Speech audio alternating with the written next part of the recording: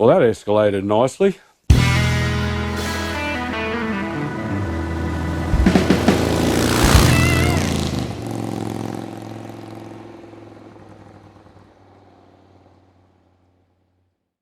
G'day everybody and welcome back. Chainsaws in the distance. Yes, the problem with YouTube video, it invoked quite a lot of response.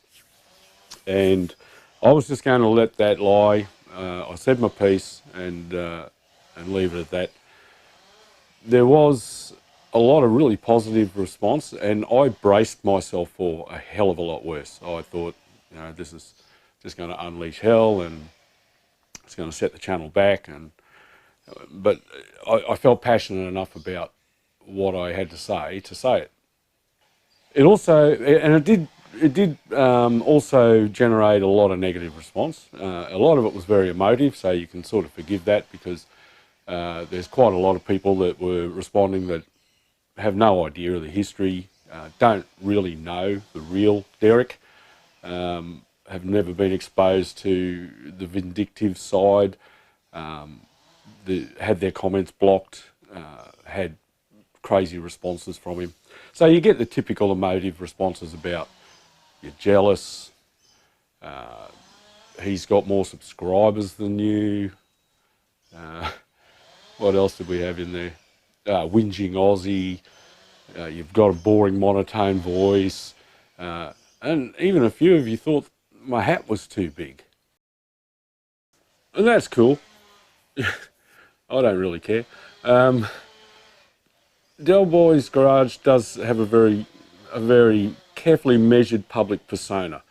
People really don't know what's going on behind. However, every now and then, he lets his guard down and we get a little sneak behind the veil in the public arena as to the true nature. Somebody left a comment on his last video where he stripped all the exhaust off the bike, getting it ready for the welder. He responded to that in a fairly inconsiderate way.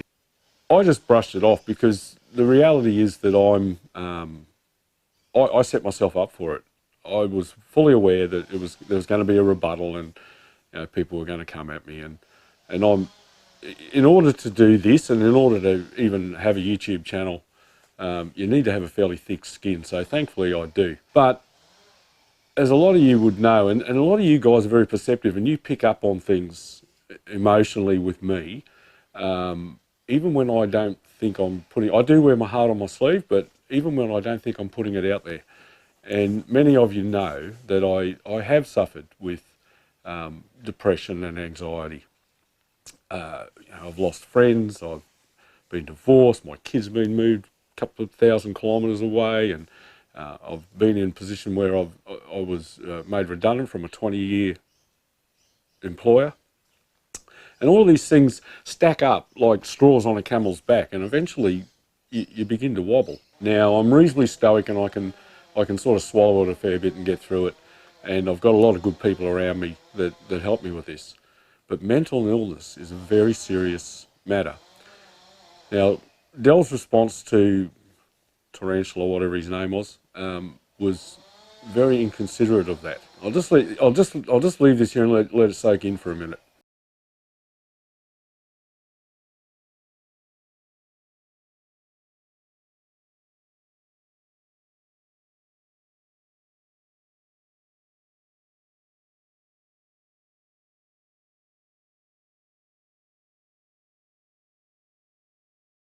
Now, like I said, I was not going to do anything about that. I just thought, oh yeah, good on you. You know, that's the true measure of who you are. Even though I was accused of, people were pointing out to me, it's more of a measure of me than it is of Del, my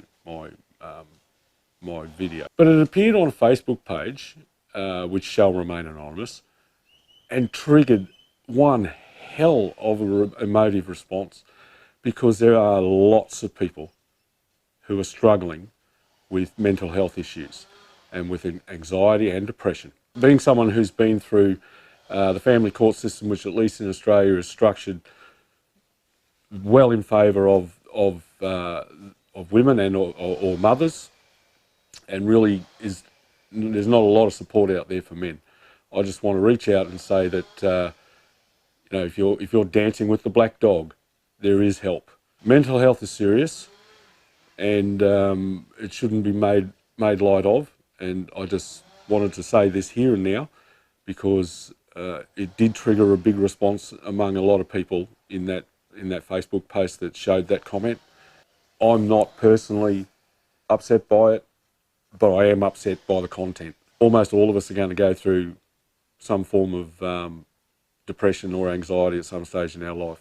I strongly encourage anybody that is starting to feel that way to reach out and talk to your family and your friends first. If that's not something you're comfortable with doing, talk to your GP. Ring Lifeline in Australia or the Black Dog Institute. The World Health Organization has a lot of support around the globe for mental health issues. I'm not familiar with the local support in other countries outside of Australia. I would really appreciate anybody that's living outside of Australia that is aware of the counsellor hotlines to put those in the comments for anybody else that's struggling with mental health. I just wanted to put that out there.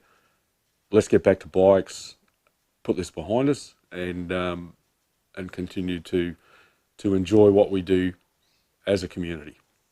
Thanks for watching. I'll catch you next time. Andy's Motorcycle Obsessions. Bye for now.